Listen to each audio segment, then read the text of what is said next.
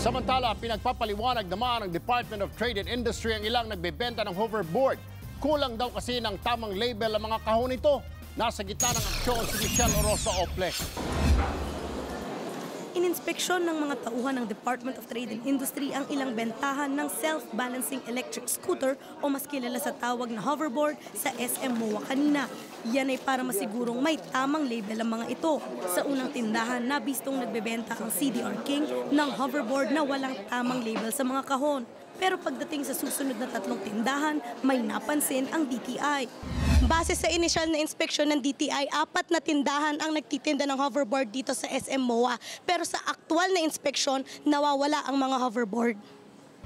Kusa raw muna itong binawi ng mga tindahan. Sabi, hindi raw pwedeng ibenta yun hanggat walang certification.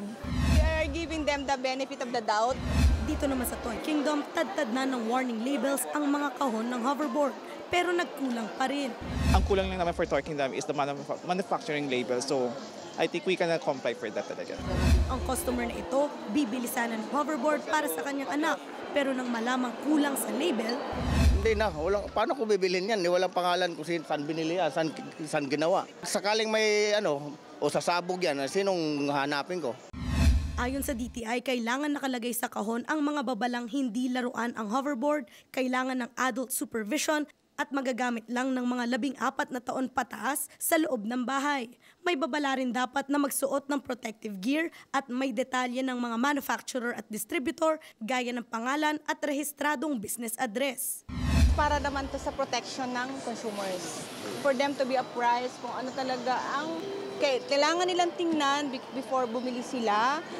May 2 araw ang CDR King at Toy Kingdom sa SM MOA para sagutin ang notice of violation. Kapag hindi ito nagawa, kukumpiskahin ng DTI ang mga hoverboard at sila'y pagmumultahin. Umaaksyon, Michelle Orosa Ople, News 5. Be sure to come back. News 5 everywhere. Copyright 2016.